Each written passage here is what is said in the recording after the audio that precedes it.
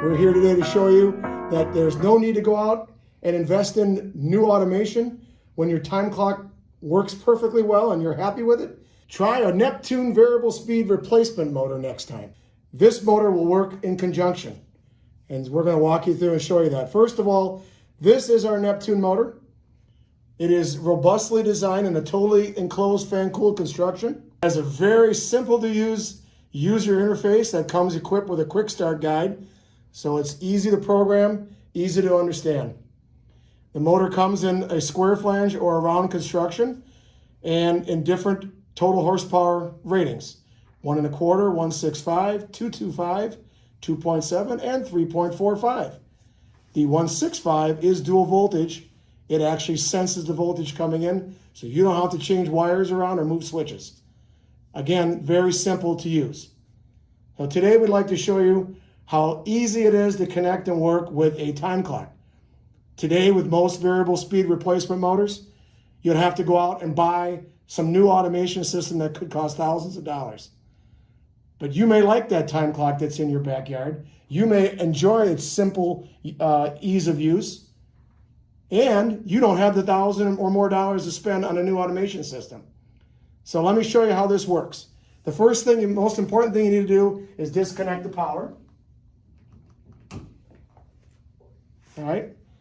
Obviously it says low voltage, but it's powering down at this point. So once your power is off, all right, grab a 1/4-inch nut driver and loosen up the corner bolts. All right, once you've done that, take your cover off. This will expose your power source and your user interface discrete input board, your communication board, if you will, over here. All right, we've already got it hooked up for today, but there are 6 different inputs right here on this 6-pin terminal board. The top input is a 12-volt supply that is powered from inside the motor. The bottom is a ground screw, and the 4 in the middle are the various speeds that we've got programmed in for you already. So you've got the 3450 RPM, you've got the 2933 RPM, we've got the 1898 RPM, and then 1380 RPM. So those are programmed in. So when you wire in and use those, that is what the motor will run at. Cannot be changed, cannot be manipulated by a homeowner. And that's probably one of the benefits of it, is once you've locked it in, it is what it is. All right, so that's what we have on this side. As you can see, we brought the lead in here, and we will tighten these screws and then therefore keep the cord snug. Now, you also have to think about the time clock system that you've got. And we've got 2 of them here set up for you right now. I'll remove the covers. These are your standard Intermatic time clocks. All right, underneath here is where a lot of the wiring is being done.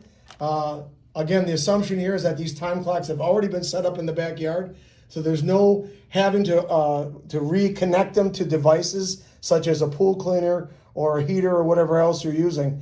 So that's already been done for you. All we've got to do is then connect in to our motor. The first thing you have to look for on a time clock is to make sure you've got a fireman switch installed. Now, there are those that come pre-set up with them in them. These are located right here. They're pretty much off-the-shelf items that you can buy at any pool store. They have 2 leads that come off the bottom of them, and they're underneath here. As you can see, they're both coming out right here. One lead we're going to use to connect into the 12-volt supply. So there's a red lead that comes off the motor. It runs in here, and we've got it connected in to this one, and then we have a daisy chained over into the lead off this one as well. So now they both have their fireman switches powered with a 12-volt supply. Now, with this one right here, we've got wired in with the 1898 RPM. So that's the white lead. This white lead goes on the other lead that comes off the fireman switch. So we got that wired in. Again, everything is wire nutted up and snug. And then, of course, we keep that over it so we keep the voltage supply out of the way of hands while things are running.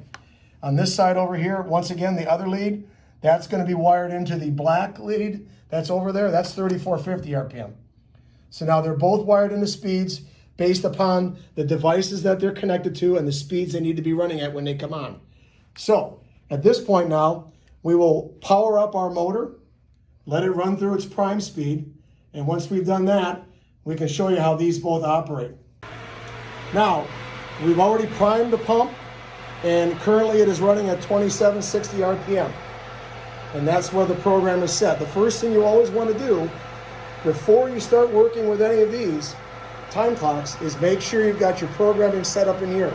You can program up to 7 speeds. There's a time clock built in. You also have these override buttons that you can use as well. And there's a clean button, and that'll operate for 30 minutes at 3450 RPM. If you're having trouble understanding it, there's a quick start guide here that walks you through it very simply. Set the time of day, and then set your clock and your programs. Real simple to use. Now, it's running at 2760 RPM. You remember earlier, we set these 2 time clocks up. So what I'm going to do now is simulate the first time clock kicking on by just tripping it to the on position. You hear now, it's going to 1898 RPM. It says, there it says it. And there he tells you it's a manual override. So now at this point, you cannot change that speed. No matter how many times I try to move it, you cannot make it go up and down. It is locked in. The homeowner cannot come in and mess with these speeds. They're locked in there for the duration of this time clock being on. All right, so let's say that we didn't want that one on. We'll turn it off. The motor will go back up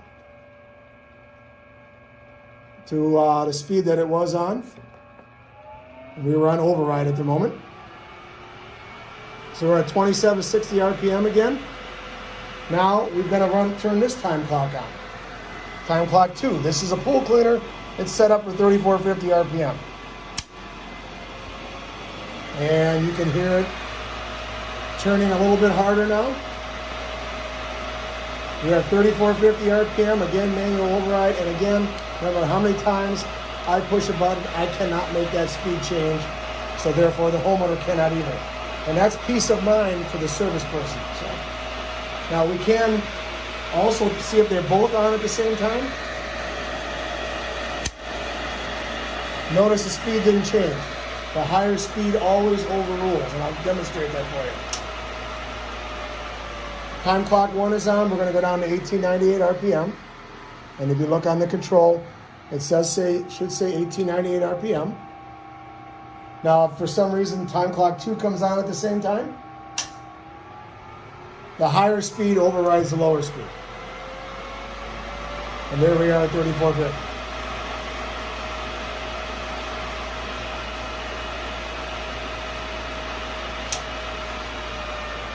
Once again, the advantages to doing it this way, if you like your time clock, you keep your time clock.